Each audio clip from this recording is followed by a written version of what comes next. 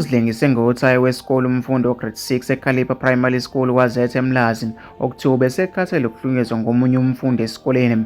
Ngokuthola kwephephandaba Ilanga ngomthombo walo ngaphakathi kulesi sikole, uZiyanda Zulu oneminyaka ngo-11 uzilengise ngoLwesibili ntambama ephuma esikoleni ngoba ehlukunyezwa ngomunye umfundi esinalo igama lakhe siligodlile okuthiwa ufunda kwesinye isikole esingumakhelwane weKhalipha.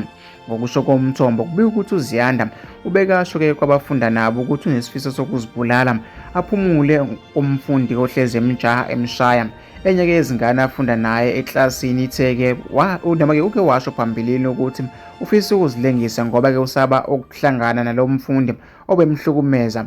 Konke lokho kuvele-ke ngeledlule ngesikhathi sikhuluma nabafundi ngalesi sehlo. Kusho-ke umthombo uqhuba umthembu utshele-ke iphephandaba ukuthi lo mfundi uqale kulo nyaka ukufunda eKhalipha njengoba-ke unina eqashe eMlazi esuka Empangeni.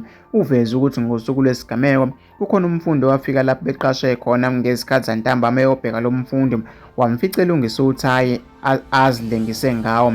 Wathi uma-ke embuza ukuthi wenzani uthayi-ke ntambama waphendula ngokuthi akamyeke. Uthe lo mfundi-ke owayezombheka waboleka ipeni wabe-ke esehamba kwasala-ke kwenzeka isigameko.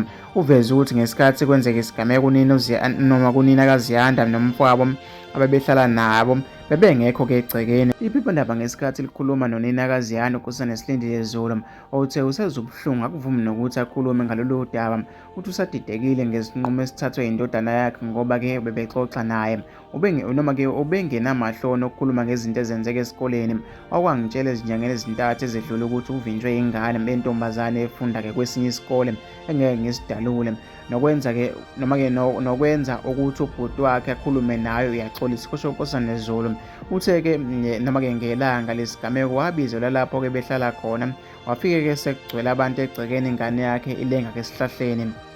Okhulumela umnyango wezemfundo KwaZulu-Natal umnumzane Muzi Mahlambe uthe ukuhlunyezwa kwabafundi ngabanye-ke noma-ke ngesinye sesihlava esibi umnyango ongeke ukwazi-ke ukusilwa wodwa. Unxuse-ke imiphakathi ukuthi ihambisane noma-ke ibambisane nawo ufundise izingane ngakho. Siyacela-ke abazali bafundise ngokuhlukumezana noma ngokuhlukumezana kwezingane ezikhungweni zomphakathi ezifana-ke nasemasontweni nasemizini yabo-ke. Sithi tude emndenini elahlekelwe, umnyango uzolilandelela lolu daba yize-ke ungeke usabuya umphefumulo womfundi. Kusho-ke uMahlambe.